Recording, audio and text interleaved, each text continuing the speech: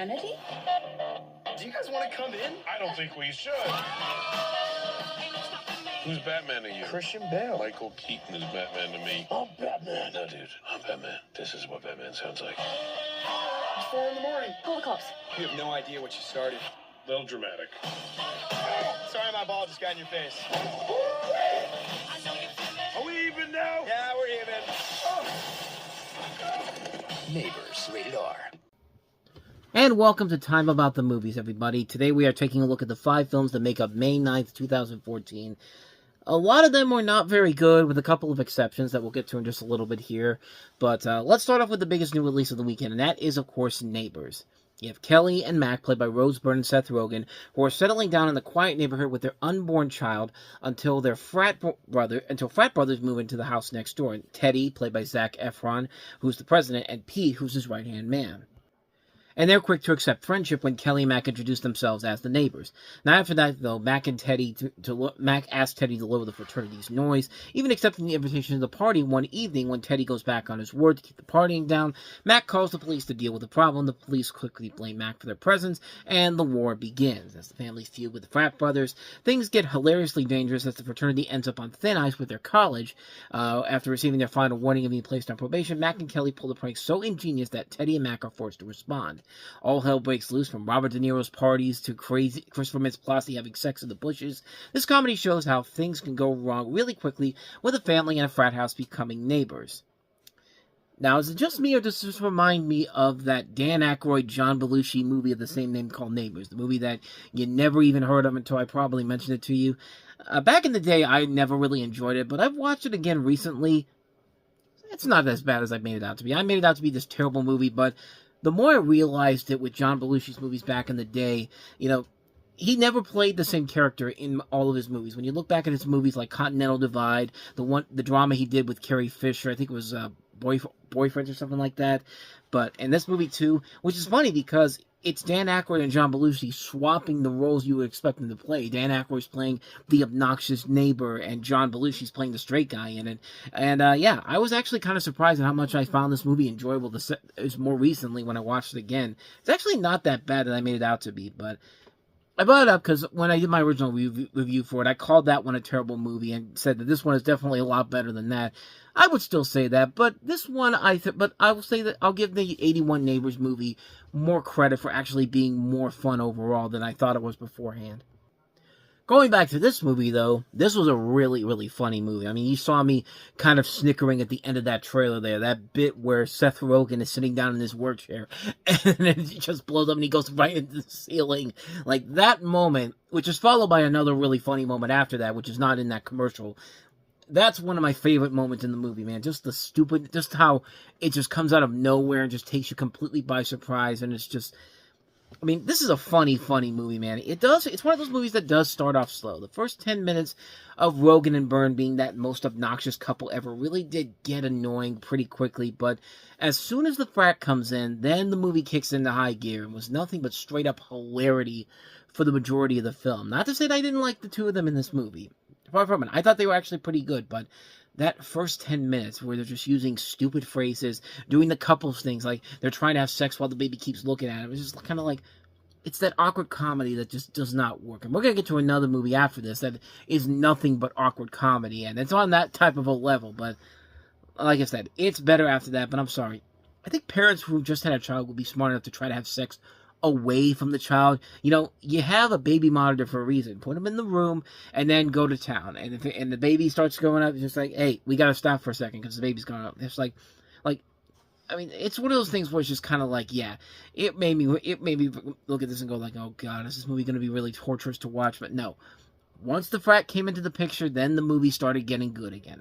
I mean, while watching this film, I couldn't help but wonder, am I crazy for rooting for the frat more than the couple with the kid? Because clearly, the film is going for the couple because they were there first, and but the frat is much smarter and more organized than the couple was, like the scene where they have the water damage and they decide to make sex toys out of their dicks and then make tons of money off of it. I mean, it's not even Adult House could even think of that, but then again, it was back in the 60s, man.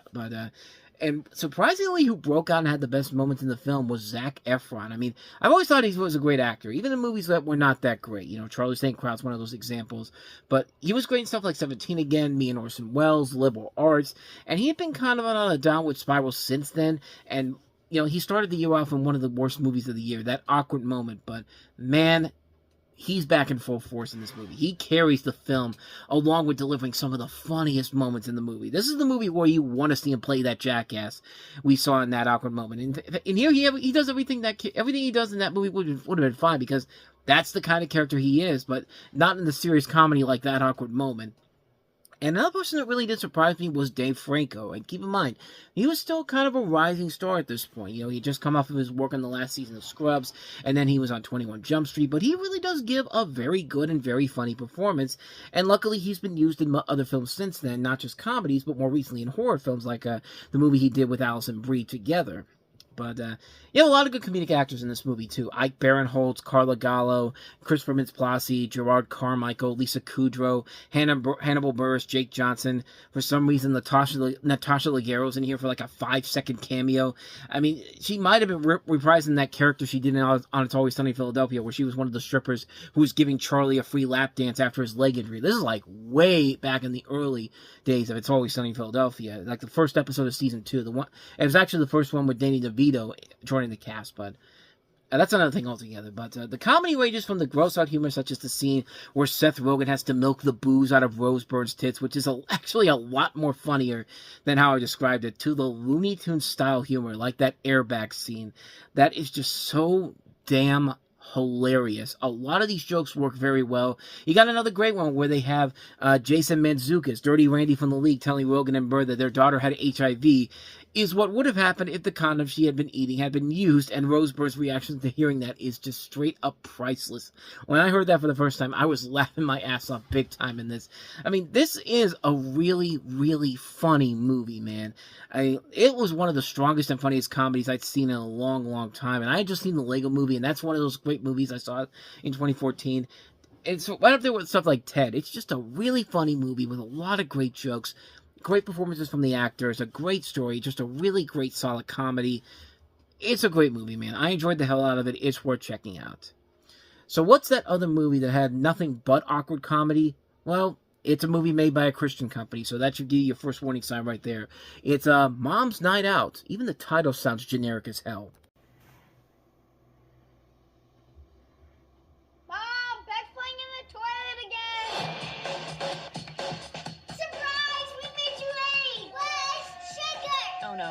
No. He's gonna put that in his mouth and become one of the 400 estimated people that die from acute salmonella. Do not put that finger in your... Oh, you having a rough morning? Tell me it's all gonna be okay. It's all gonna be okay. Just give it 5 years. Year 7 or 5. You have to choose to do something for yourself. I planned this mom's night thing What? for Saturday. You planned a mom's night? Yes, sister. What's the worst thing that can happen? They could get maimed. I could lose both children. It's getting hot in here. Wow, you look amazing. Ladies, tonight is our night, and we look good. I cannot find a reservation. I just want to sit down with my friends without 3 little people clawing all over me. You're getting a little angry, and it's doing something ugly to your face. Yeah, I think it's time we need to bring him back out. Excuse me 1 second.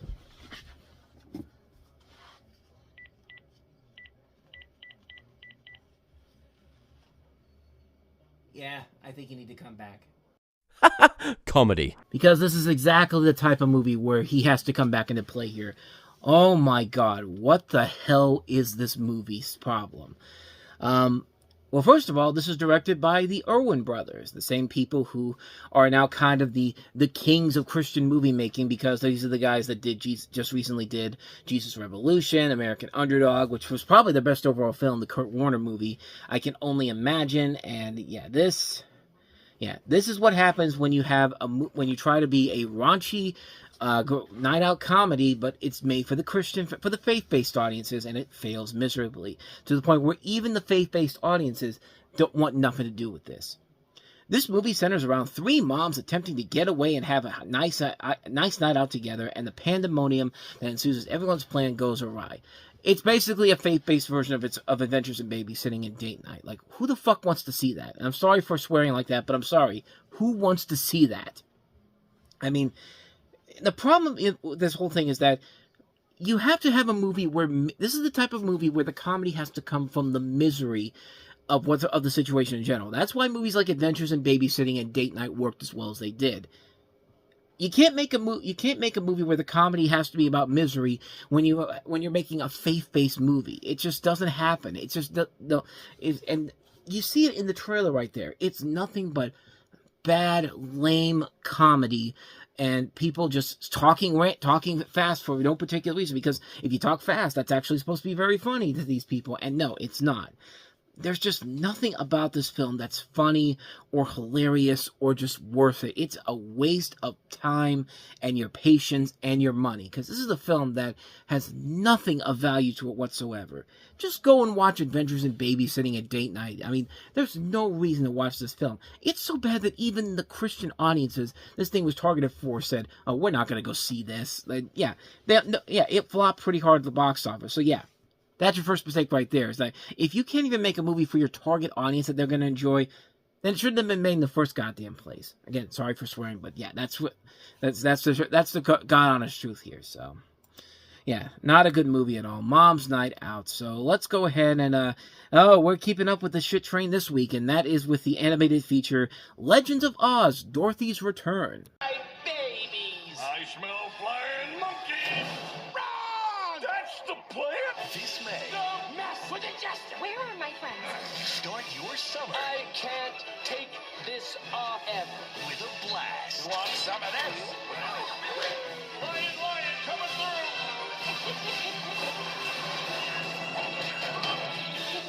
I don't speak monkey. Legends of Oz, rated PG in 3D May 9th.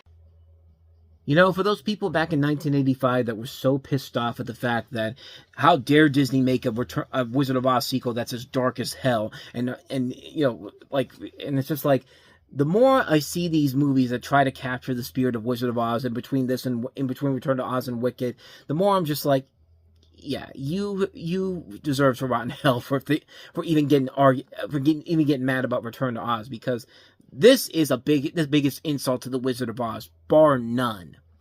So, in the land of Oz, the Emerald City's co-leaders, the Scarecrow, Tin Woodman, and the Cowardly Lion, discover that an evil jester has stolen the broomstick of his sister, the late Wicked Witch of the West, and takes control of the flying monkeys. With Oz's future at stake, the Scarecrow decides to use his invention called the Rainbow Mower to summon Dorothy Gale to save the kingdom again. However, flying monkeys invade the castle and force the trio out the window. In Kansas, Dorothy's farm has been wrecked by a tornado, leaving it in disrepair. A sleazy man claiming to be a government appraiser arrives and condemns the farmhouse, handing the Gales an eviction notice. Dorothy discovers people all across town have been handed the same notices and moving on. Dorothy and Toto encounter a rainbow which transports them back to Oz, but not to the Emerald City as intended. What the hell is going on in this movie, man? Like, this movie is all over the goddamn place, and this movie's basic idea is that let's stack as many big cast voice actors as we can. We got Lea Michele, we got Dan Aykroyd, we got Jim Belushi, Kelsey Grammer, Oliver Platt, Megan Hilty, Hugh Dancy, Patrick Stewart, Martin Short. This will cover up the garbage movie that's here. No, it really doesn't. And I mean, to its credit, it does have one funny scene with the jester played by Martin Short. The whole thing about, like, every time he rips off his shirt, it's a completely different shirt altogether. It's just like, I can't take this suit off. Like, or it's just, that was probably the funniest thing about it. But, I mean, really, you can look at this movie and look at that and go, like, yeah, this was clearly made by a studio that was coming up, had no real money to it, so they went out to go get some money from people, and yeah, it didn't work out so well. In fact, it ended up performing so badly that the studio that put this out, it went down because of it. Well, excuse me, sorry. Well, here's what happens when you spend $70 million on a movie like this, and you think you're going to make that back in the middle of summertime. With all the big blockbusters coming out, yeah, you clearly have missed it. You clearly have failed miserably at what we're trying to do. I mean, It also didn't help that this movie had a lawsuit going forward where the producers of the movie scammed at least 1,800 different investors in order to finance the movie. They ended up raising more than $122 million, despite only using $70 million, and some of those funds were actually used to promote the career of one of the producers, Greg Santino's son, Noah Centino, who you recently found out he's going to be starring in he was in Black Adam, he's going to be in Street Fighter playing Ken Masters. And this was a guy that basically his career started because of the money that the people behind this movie were using to fund the film. And it's just kind of like, yeah, that's your warning sign right there that, yeah, this is a disaster waiting to happen. And it didn't help that the movie just looks bad. It feels unnecessary. There's nothing about this film that says it needed to be seen. It's just a terrible film. It's a film that doesn't work. It's a god-awful movie. It's a bad film. It's a really, really terrible film, plain and simple. So, let's go ahead and get back to some good movies. We have our next film that we have here, a much better movie with an all-star cast. This is Chef. Is it on? Yeah, We're doing it, guys. Come on, let's get everything out. I want the Cambros. I want the delis It's all out. inside the Start walk. plating, Ready to okay? go, You got the baby. French Carl, ladies? can you tell me what's going on for tonight? No. How many covers do we How have many? tonight? We're overbooked, but I just Good. printed out all the menus. It's not the menu you got printed. It's different. No, We're gonna do that's a what I different one. We're going to go understand. with I know, but I tasting have- menu. Carl, A I have to tasting do menu one. tonight for Ramsey Michelle. I know, but we have to He's do coming here. Everybody knows about it. Did you see the Eater article? I did. It's and all I'm over so the excited internet. For you. It's great. You know, I Taste love the it food. so much when you Taste- get like this. taste I the really do, food. but I just... Bring in the wait staff. Have them taste the food. I want them to understand what we're going for. Okay. Okay? We're not pushing specials today. The whole menu is special. I'm excited. I'm excited. I'm finally happy. Before I go on with my review here, a little word of advice, Open Road Films. Don't say that that's a TV spot, because that was clearly a clip from the movie, and yeah, that was not a TV spot, plain and simple. Like, seriously, why even bother saying it's a TV spot instead of just saying it's a clip from the movie? I mean, I don't get that, but I'll let it slide, because you did make not only was this a good movie, this is a really, really damn good movie. So this is Jon Favreau coming off of the Iron Man movies. And Cowboys and Aliens, and especially after Cowboys and Aliens was a big flop. He essentially went back to making a short, simple movie, or as he calls it, going back to basics and creating a film about cooking. So in this movie, he stars as a celebrity chef who quits his job at a popular Los Angeles restaurant following a public altercation with a film critic, and begins to operate a food truck with his friends and his young son.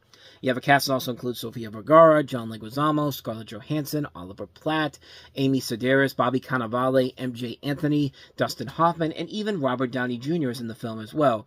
And definitely by that trailer, that clip I just showed you, you can definitely get a sense that the people who created the bear, took this movie as inspiration. I mean, how could you not? I mean, it literally looked like something straight out of The Bear in that format there, except with a much more grislier tone. And this time, instead of it taking place in a food truck, it's in a restaurant.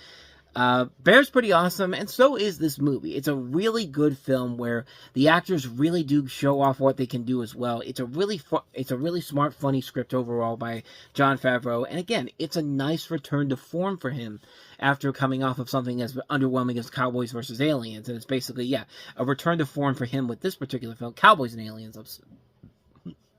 I cannot talk today. Cowboys and Aliens is the movie I was talking about, not Cowboys vs. Aliens. Cowboys vs. Aliens probably could have been a much more intriguing film, but yeah, the movie works because of how well the cast works off each other, the good story in general here, and again, it does show kind of a precursor of what the film in general would eventually lead to with a show like The Bear.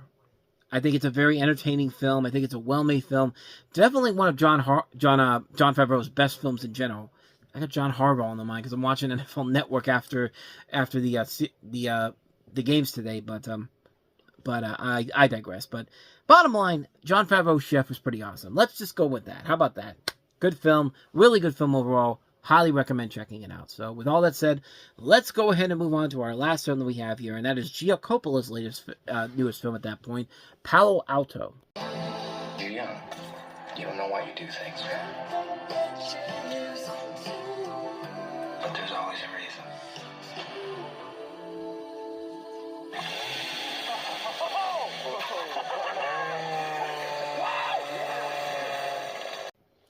So these are based off of stories by James Franco, who also stars in the film alongside Emma Roberts, Jack Kilmer, Nat Wolff, Zoe Levine, Chris Messina, Keegan Allen, Val Kilmer, and the feature film debut for Margaret Qualley, who of course now is known for her works like The Nice Guys and The Substance.